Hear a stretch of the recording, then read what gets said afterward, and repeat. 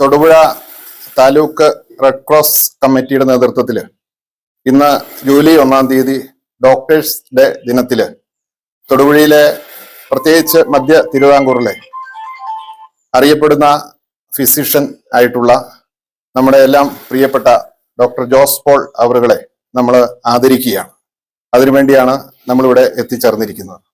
60 കാലയളവിൽ MBBS കരസ്ഥമാക്കി Thiruvananthapuram medical കോളേജിൽ നിന്ന്, അതിനുശേഷം ലക്നൗ യൂണിവേഴ്സിറ്റിയിൽ നിന്ന് MD കരസ്ഥമാക്കി.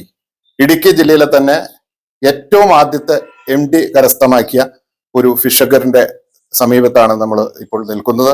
അദ്ദേഹം തൊടുപുഴയില് മൗണ്ട് സിനായി എന്ന പേരിൽ അറിയപ്പെടുന്ന ഒരു ബൃഹത്തായ പ്രസ്ഥാനം കെട്ടിപ്പടുക്കുകയും അതിലൂടെ തൊടുപുഴയിലെ നിരവധിയായിട്ടുള്ള രോഗികൾക്ക് ഒരു കരസ്പർശം എന്നുള്ള നിലയിൽ ആരോഗ്യ മേഖലയിൽ സുത്യർഹമായിട്ടുള്ള സേവനം നീണ്ട സംവത്സരങ്ങൾ നടത്തുകയും വാഴക്കുളം സെന്റ് ജോർജ് ഹോസ്പിറ്റൽ അടക്കമുള്ള ഹോസ്പിറ്റലിൽ അദ്ദേഹത്തിന്റെ പ്രാക്ടീസ് ജനങ്ങൾക്ക് വളരെ രീതിയിൽ ഉപകാരപ്രദമായിരുന്നു.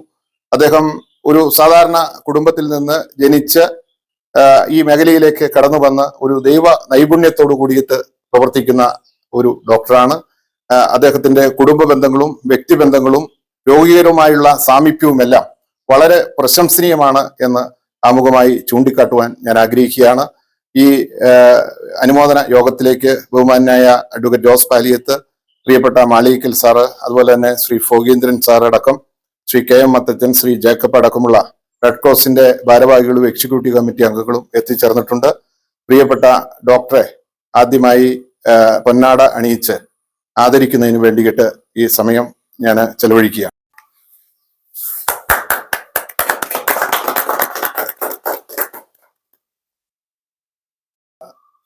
ഞങ്ങളുടെ മുതിർന്ന എക്സിക്യൂട്ടീവ് കമ്മിറ്റി അംഗം പ്രിയപ്പെട്ട ഫോഗീന്ദ്രൻ സാറ് ഒരു വാക്ക് ആശംസ അർപ്പിച്ച് സംസാരിക്കുന്ന. സാധാരണക്കാരോടും അതുവേണ്ട തൊഴിലുള്ള എല്ലാവരോടും നേരിട്ടറിയും ഒരുപോലെ ആൾക്കാരുടെ പെരുമാറും.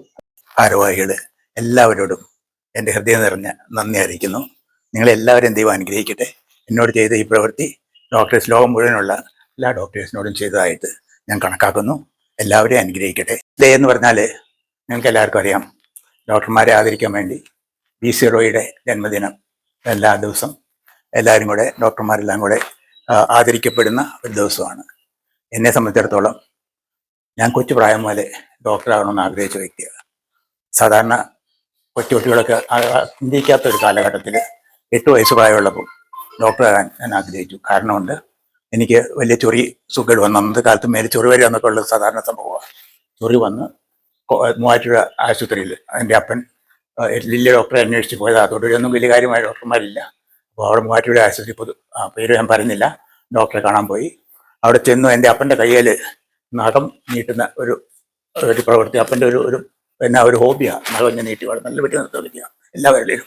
എന്നെ പരിശോധിക്കാൻ കിടത്തിയിട്ട് നിന്ന് ആ സമയത്ത് ഈ നഖം കണ്ടിട്ട് ഡോക്ടറെ അങ്ങോട്ട് ദേഷ്യം വരുവായിരുന്നു. എന്തുകൊണ്ടാണ് അദ്ദേഹം അങ്ങോട്ട് വല്ലാതെ ഒരു വികാര വിജൃംഭിതനായിട്ട് വേണമെങ്കിൽ പറയാം.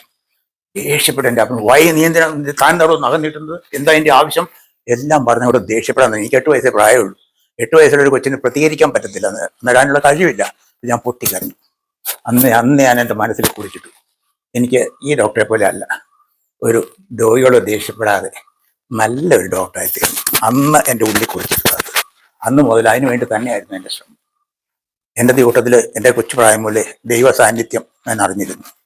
ഞാൻ ഓർക്കുന്നു, ഞങ്ങളുടെ ഈ ആദ്യ കുർബാന കൈക്കുള്ള പാടെന്ന് പറഞ്ഞ് ഉള്ള ക്രിസ്ത്യാനികൾക്കുള്ള ഒരു കാര്യമുണ്ട്. അന്നെല്ലാം വലിയ പിള്ളേരെല്ലാം വലിയ പഠിപ്പിലൊക്കെ കഴിഞ്ഞ് ലൈനായിട്ട് നിർത്തി കൊണ്ടുപോകുന്നതാണത്. എനിക്ക് അന്നത്തെ കൊച്ചു കാലത്ത് തന്നെ 25 പേരുടെ ഹെഡായിട്ടാണ് എന്നെ നിർത്തിയിരുന്നത്. ദൈവം കണ്ടുപിടിച്ച ആ ലീഡർഷിപ്പിനുള്ള ഞാനിപ്പോഴും ഓർക്കുക, എന്തിനാ എന്നെ ആക്കി, ഞാൻ ഒന്നും അല്ലാത്തത് ഒരു മെലിഞ്ഞ് ഒരു ഇല്ല് വലിയേണ്ട വ്യക്തി.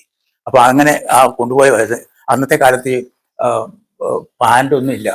എല്ലാവരും പോയി പിള്ളേരെല്ലാം അരക്കയും ഷർട്ടും മുട്ടോളം എത്തുന്ന മുണ്ട് കൊടുത്ത് അതേ കാലഘട്ടമാണ് അത്. എൻ്റെ അപ്പൻ്റെ ഏക മകനായ കാരണം ഒരു പാൻ്റൊക്കെ തയ്പ്പിച്ച് വെള്ള പാൻറ്റും വെള്ള ഷർട്ടും ഒക്കെ ഇടിയില്ല എന്നെ കൊണ്ടുപോയത്. പെട്ടെന്ന് ഞാൻ ഈ പിള്ളേരെയൊക്കെ നോക്കിയപ്പോൾ ഞാൻ ഓർത്തു, എന്നെ കണ്ട ഈ പിള്ളേരെക്കാളൊക്കെ എത്ര ഏമന ഞാൻ. നല്ല നല്ല ഡ്രസ്സൊക്കെ അല്ലേ എൻ്റേത്. ഇത് മുറിക്കഴിഞ്ഞ് ഷർട്ട് വിട്ട് മുട്ടോർത്ത് ഇട്ട് വരുന്ന പിള്ളേരൊക്കെ. തമ്പുരാൻ അപ്പ എന്നോട് ഒരു വാക്ക് പറഞ്ഞു, മോനെ നെഗളിക്കരുത്. നെഗളം ഈ 8 വയസ്സിൽ എന്നോട് ദൈവം പറഞ്ഞ വാക്കാ, മോനെ നെഗളിക്കരുത്. അന്ന് മുതൽ എന്നോട് സംസാരിച്ചു തുടങ്ങിയത് എൻ്റെ ദൈവം. ആ സംസാരം ഇന്നും നിൽക്കുന്നുണ്ട്. എന്നോട് ഇടയ്ക്കിടയ്ക്ക് എൻ്റെ തമ്പുരാൻ സംസാരിക്കും.